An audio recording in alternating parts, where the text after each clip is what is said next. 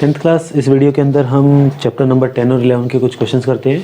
Today we will discuss some questions from chapter number 10 and 11. Okay, so question साथ के साथ आपके screen पर रहेंगे एंड हम इनको डिस्कस करते हैं. ठीक है, फर्स्ट क्वेश्चन है आपके सामने, what is the focal length of a lens whose power is +2 dioptre. Question number 1 हमें गिवन है कि पावर है +2 dioptre and question is we have to find its focal length. Okay, इस क्वेश्चन को हम थोड़ा सा और आगे बढ़ाते हैं और हम इसमें पूछते हैं कि what will be the nature of lens also. Okay, so first question जो है, हमें पावर गिवन है और हमें फोकल लेंथ निकालनी है. तो पावर ऑफ लेंस है, ये सिंपल पावर नहीं है, तो आप इसमें इलेक्ट्रिसिटी वाला फॉर्मूला नहीं लगाएंगे. Power is equals to energy upon time नहीं है ये. This is power of a lens and this is 1/f. Cross multiply कीजिए तो f is equals to 1/p, that is 1/2 meter, or we can say f is equals to 50 centimeter. Since power is positive, so we call it converging lens. So the answer of this question is, this is converging lens or convex lens of power 1/2 diopter and focal length will be 50 centimeter. ये इसका answer आ जाएगा. Question number 2 है हमारे सामने, why does it take some time to see object in a dim light when you enter in the room from bright sunlight outside. ऐसा क्यों होता है, जब हम बाहर किसी ब्राइट जगह से, जहाँ पर लाइट तेज है, वहाँ से हम जब रूम में एंटर करते हैं तो हमें थोड़ी देर के लिए चीज़ें दिखाई नहीं देती. तो इसका सिंपल सा आंसर है, this is due to pupil, the size of pupil change by iris. Iris जो है प्यूपिल का साइज चेंज करता है. अगर हमें कम लाइट अगर मिल रही है तो प्यूपिल का साइज़ बड़ा हो जाएगा, अगर ज़्यादा लाइट मिल रही है तो प्यूपिल का साइज़ छोटा हो जाएगा. ठीक है, तो जैसे हम धूप में से अंदर आएंगे तो धूप में थे तो प्यूपिल का साइज़ छोटा था. ठीक है, और जैसे ही रूम में एंटर करेंगे तो प्यूपिल का साइज़ बड़ा होता जाएगा. तो उसको साइज़ को इंक्रीज होने में थोड़ा टाइम लगता है. This is the answer of question number 2. इसका आंसर आपके सामने है. Question number 3 we have, an object of size L is placed in front of convex mirror and concave mirror, and with the neat ray diagram explain how erect image is formed. तो erect means virtual image. तो हमारे पास क्या है, हमारे पास है concave mirror and convex mirror. तो हमें दोनों केस में हमें बताना है कि इरेक्ट इमेज कब बनेगी.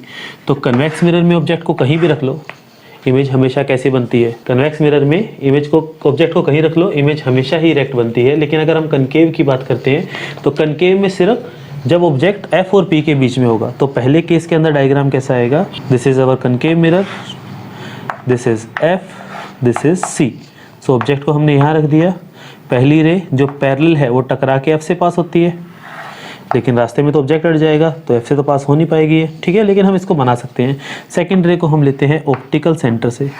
तो ये रेज, इनका गैप बढ़ता जाएगा और हम इसको क्या करते हैं, डॉटेड पीछे की तरफ बढ़ाते हैं. This is the answer. Object की लेंथ L, इमेज की length let's say L dash. So we know L dash is greater than L, और we can say in this case magnification is plus greater than +1. okay, this is the answer. Position of object between P and F, position of image to the inside the mirror and size of image larger than object. This is the case of concave mirror. For convex mirror हमें क्या चाहिए, erect image चाहिए. तो erect image हमेशा virtual होती है. तो convex mirror में आप ऑब्जेक्ट को कहीं भी रख दीजिए, हमेशा हमें वर्चुअल इमेज मिलती है. सो this is F, this is C. रे चाहती है F से जाना but it will diverge. Okay, concave mirror is converging mirror, convex mirror is diverging. Similarly lens की बात करें तो कन्वर्जिंग लेंस कन्वेक्स होता है. ओके, तो सेकेंड लाइट को हम ले लेते हैं P से. सो हम इसको भी ऐसे डॉट बना देते हैं. इस केस में मैग्निफिकेशन जो होगी वो लेस देन होगी +1 से. ठीक है, हमेशा ही इमेज छोटी बनती है. तो 4 पॉइंट इसमें लिख सकते हैं. Position of object anywhere, position of image at between P and F, size of image smaller than object and nature of course virtual and erect. Question number 4, is the speed of light a constant. Question number 4 है कि क्या speed of light constant होती है? तो इसका answer है कि for a medium yes, if medium is not changing, medium and its temperature, क्योंकि टेम्परेचर चेंज होने से उसकी डेंसिटी चेंज होगी, is not changing, otherwise speed change होती है, स्पीड ऑफ लाइट। ओके, ये कांस्टेंट कहाँ है? Only in vacuum. वैक्यूम में इसकी वैल्यू क्या होती है? We call it C, 3 × 10⁸ metre पर सेकेंड। ओके, सेकेंड पार्ट है इसी क्वेश्चन का। सेकेंड पार्ट हमें कह रहा है which colour has greatest speed in visible region. तो हमें बताना है कि सबसे ज़्यादा स्पीड किसकी होती है विजिबल रीजन के अंदर। तो हमें पता है कि फॉर्मूला क्या था? V = frequency into wavelength. Okay, अब अगर हम मीडियम की बात करते हैं तो फ्रीक्वेंसी तो चेंज होती नहीं है, तो जिसकी वेवलेंथ ज़्यादा होगी उसकी स्पीड भी ज़्यादा होगी। तो सेकंड क्वेश्चन आपके सामने कि which colour has greatest speed. So which colour has greatest speed, तो आंसर इसका आएगा red colour has greatest speed. इसका रीज़न क्या है? हमने बचपन में फॉर्मूला पढ़ा था 9th क्लास में, velocity = frequency multiply by wavelength. Okay, and frequency तो सेम रहती है। अब जैसे मीडियम चेंज होगा तो उसकी वेवलेंथ चेंज होगी, ठीक है, लेकिन फ्रीक्वेंसी कांस्टेंट है। अब हमें इसमें ध्यान क्या रखना है कि वॉयलेट कलर सबसे स्लो चलता है, इसीलिए वो सबसे ज़्यादा डेविएट होता है, और सबसे कम डेविएट कौन होता है? रेड कलर, इसीलिए वो सबसे ज़्यादा चलता है। अगर हम इसकी बात करते हैं प्रिज्म की, तो हमने क्या नोट किया हुआ है कि we know this thing, light के 7 टुकड़े हो जाएंगे यहाँ से, ठीक है। यहाँ पर हमें मिलेगा वॉयलेट, यहाँ पर हमें मिलेगा रेड, ठीक। This is prism. So red colour की स्पीड सबसे ज़्यादा होती है और वॉयलेट कलर की स्पीड सबसे कम होती है, ठीक है। Question number 3, is it possible to combine the 7 colour in spectrum to form white. तो आंसर इज यस। क्या हम 7 के 7 कलर्स को कंबाइन कर सकते हैं? तो आंसर है यस, बिल्कुल कर सकते हैं। न्यूटन ने करके दिखाया था बाय डबल प्रिज्म एक्सपेरिमेंट। पहले वाला डिस्पर्जन करेगा और दूसरे वाला उसको फिर से रिकम्बाइन कर देगा। Okay, this was question number 4. An object of 5 cm is held 25 cm away from a converging lens of focal length 10 cm. तो हमारे पास डाटा जो है क्वेश्चन नंबर 6 का वो इस तरह से है कि ऑब्जेक्ट की लेंथ है 5 cm, that means height of object HO is 5 cm, held 25 cm away, that means U is 25 cm from a convex lens whose focal length is 10 centimetre. So इसने कहा है कि हमें इसका डायग्राम बनाना है और इसकी पोजीशन, साइज और नेचर को फाइंड करना है। तो इसका अगर हम डायग्राम बनाते हैं तो डायग्राम बनेगा कुछ इस तरह से।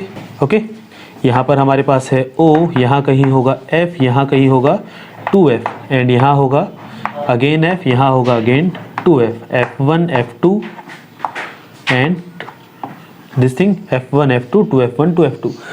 F है 10 तो 2F कितना होगा 20, तो ऑब्जेक्ट कहाँ है 25, यानी उससे पीछे है, ठीक है। अब ऑब्जेक्ट 25 पर है, यानी कि ऑब्जेक्ट बियॉन्ड C है या फिर बियॉन्ड 2F1 है, तो इमेज कहाँ बनेगी?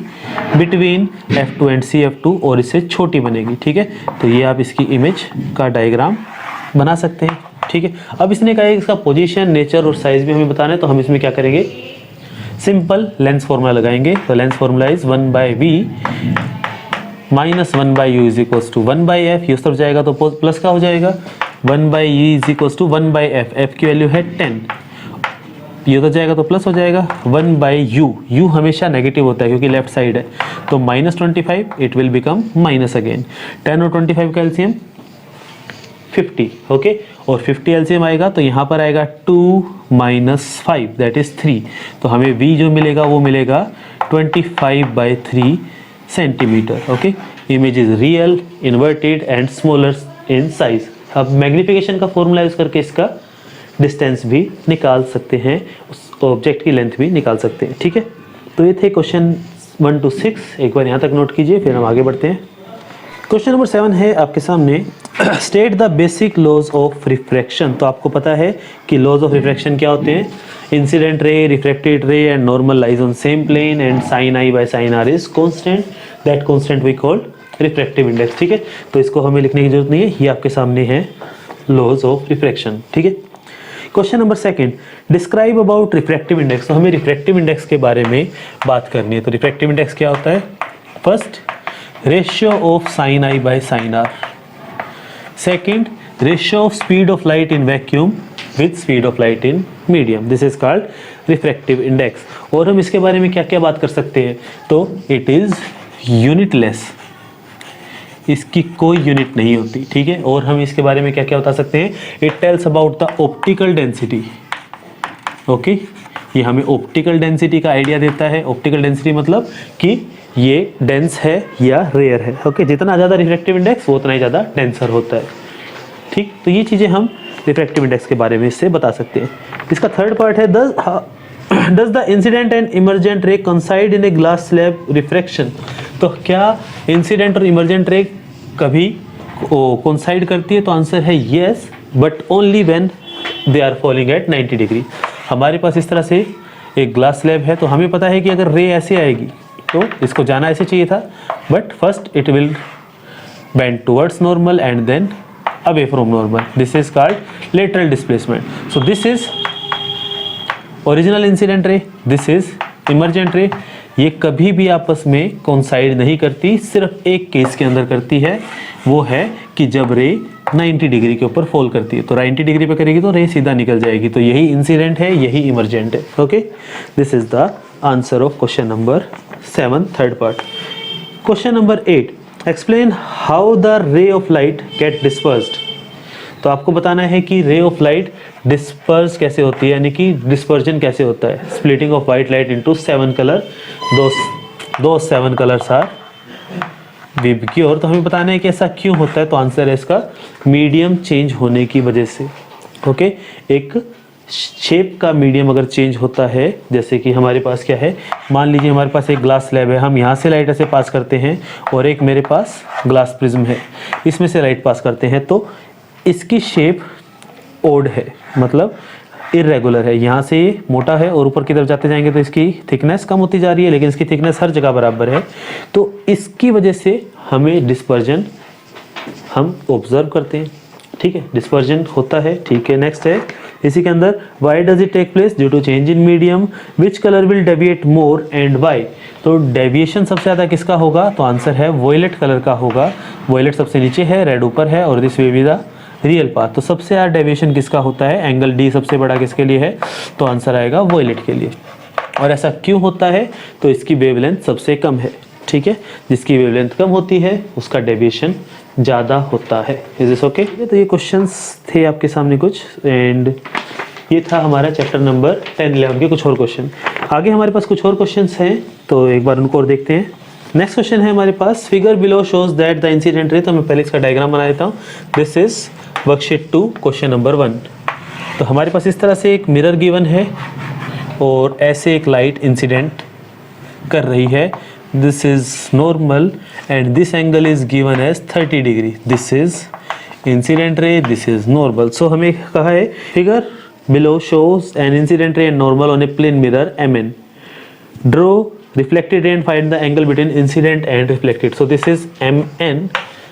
यहाँ से रिफ्लेक्टेड रह जाएगी और हमें पता है कि ये एंगल भी 30 डिग्री है। अब बच्चे इसमें क्या करेंगे, जोश जोश में एंगल लिख देंगे 30 डिग्री आंसर। लेकिन ये आंसर नहीं है, क्वेश्चन है कि इंसिडेंट और रिफ्लेक्टेड के बीच में एंगल कितना है। तो इंसिडेंट और रिफ्लेक्टेड के बीच में कितना एंगल है? तो वो 30 नहीं है, वो 60 डिग्री है। Angle between incident and reflected ray is 60 degree, okay. Question number 2, with respect to air the refractive index of ice is 1.31। तो इन्होंने क्या कहा है, refractive index of air, refractive index of ice with respect to air is 1.31 and refractive index of rock salt with respect to air it is given as 1.54। उन्होंने कहा है कि refractive index आपको निकालना है रॉक साल्ट का with respect to ice. तो refractive index of rock salt with respect to ice is equals to refractive index of rock salt divided by refractive index of ice, okay. और you can say velocity in ice upon velocity in rock salt. लेकिन हमें refractive index given है तो answer सीधा आ जाएगा 1.54 bye 1.31 154/131। आप इसको divide करना चाहे तो कर सकते हैं, अदरवाइज यहाँ तक छोड़ देंगे तो भी कोई मार्क्स नहीं कटेंगे। Question number 3, a convex mirror used on a bus has focal length 200 centimetre. Focal length है हमारे पास 20 सेंटीमीटर, गिवन है convex mirror, focal length is 200 centimetre, this is given. Next thing is if a scooter is located at 100 centimetre, यानी कि scooter है 100 centimetre पर, calculate the position, nature and magnification. तो हमें पता है कि कन्वेक्स मिरर है तो V हमेशा वर्चुअल होगा, इरेक्ट होगा और स्मॉलर देन ऑब्जेक्ट होगा, ठीक है। सो F है हमारे पास, U है हमारे पास और हमें V निकालना है। कनकेव कन्वेक्स मिरर है तो हमें पता है फोकल लेंथ रियल होगी, इमेज तो हमेशा माइनस होता है, तो we will use mirror formula. Okay, mirror है तो मिरर फॉर्मूला, लेंस होता तो लेंस फॉर्मूला। ये उधर जाएगा तो माइनस हो जाएगा, 1/V प्लस में माइनस का 100 इज इक्वल्स टू 1/200। इस माइनस को ऊपर लेकर आओगे तो ये माइनस हो जाएगा, उधर जाएगा तो प्लस का हो जाएगा, 1/200 प्लस 1/100। इसका आप एलसीएम लेंगे तो सोल्व करेंगे तो V की वैल्यू हमारे पास आ जाएगी 200/3 centimetre. Okay, position of is this, nature of image virtual and erect, okay, and size smaller than object, and we have to make diagram for this case also। तो हम इसके अंदर same diagram बना सकते हैं। we have to mention f as 200 और object हमने यहाँ कहीं रख दिया, तो we know फर्स्ट रे तो f से जाएगी और दूसरे वाली p से टकराकर इस तरह से चली जाएगी। ओके, एरो का ध्यान रखना है। Image will be at this distance and this is 200/3। okay, this is the answer of question number 3। question number 4 है हमारे पास, state Snell's law of reflection। तो Snell's law क्या कहता है, n is equals to sin I by sin r। we call it the ratio of sine of angle I and sine of angle r is constant and this constant is called refractive index। okay, fourth का second part है, A transparent medium A float on another transparent medium B. तो हमारे पास इस तरह से दो medium है, लेट अस से ट्रांसपेरेंट मीडियम ए जो है वो बी के ऊपर फ्लोट कर रहा है, ठीक है। When a ray of light travels from A to B, reflected ray bend away from normal. तो जब लाइट इसमें से इसके अंदर पास करती है तो अवे फ्रॉम नॉर्मल हो जाती है। तो क्वेश्चन है कि ऑप्टिकली डेंसर कौन है। अब देखो, ऊपर ये तैर रहा है तो डेंसिटी इसकी ज़्यादा है, इसकी कम है, लेकिन लाइट की अगर हम बात करें तो रेयर टू डेंसर होता तो टुवर्ड्स नॉर्मल, लेकिन ये डेंसर टू रेयर है, तो A is more optically denser, ठीक है, as compare to B. This is the answer of question number 4। Next is question number 6, state the lens formula and its magnification। so what is lens formula, 1/V minus 1/U is equals to 1/F, वो है mirror formula. और lens formula क्या होगा, 1/V minus 1/U is equals to 1/F। next question is using lens formula locate the position of image formed due to object at infinity by convex lens। तो चलिए एक बार इसको करते हैं। तो ये है क्वेश्चन नंबर 6 का second part. Using lens formula we have lens formula 1/B minus 1/U is equals to 1/F। Said that कि locate the position of image when object at infinity। so when object at infinity यानी U is infinity, अगर हम इसको यहाँ put करेंगे तो क्या आएगा, 1/V minus 1/infinity is equals to 1/F। 1/infinity कितना होता है, 0, तो we get 1/V is equals to 1/F और V is equals to F। so we will say कि image will form at focus। यही तो हमारा पहला केस था, ठीक है। Question number 7, how will you find the focal length of combination of lens whose focal length are 15 and -5। so हमारे पास दो लेंस है, पहले वाले की फोकल लेंथ है 15 सेंटीमीटर, दूसरे वाले की फोकल लेंथ है -5। तो अगर हम इसकी पावर निकालेंगे तो पावर सेंटीमीटर में है तो 100/F हो जाएगा और इसकी पावर कितनी हो जाएगी, माइनस में 100/5। And what is the combination of power, तो power is equals to P1 plus P2, ठीक है। एलसीएम लेते हैं इसका, दिस इज 3, दिस इज 20। तो हमें ऐड करना है 20/3 में माइनस का 20/1, तो इसका जब आप एलसीएम लेंगे तो इसका कितना आएगा 3, 20 माइनस 60, आंसर आया माइनस का 40/3 dioptre is the power of combination. तो इसके कॉम्बिनेशन का नेचर कैसा होगा, नेगेटिव साइन है तो कनकेव, ठीक है। This was question number 7। Question number 7 का सेकंड पार्ट है define power. So power is ability of a lens to converge और diverge, it is reciprocal of focal length. तो ये थे कुछ क्वेश्चंस जो हमने चैप्टर नंबर 10 और 11 के किए। एक बार आप इनको अच्छे से प्रैक्टिस कीजिए। ये वर्कशीट आपको साथ में इसके डिस्क्रिप्शन के लिंक में मिल जाएगी, और कुछ और भी क्वेश्चंस प्रैक्टिस के लिए। Okay, thank you.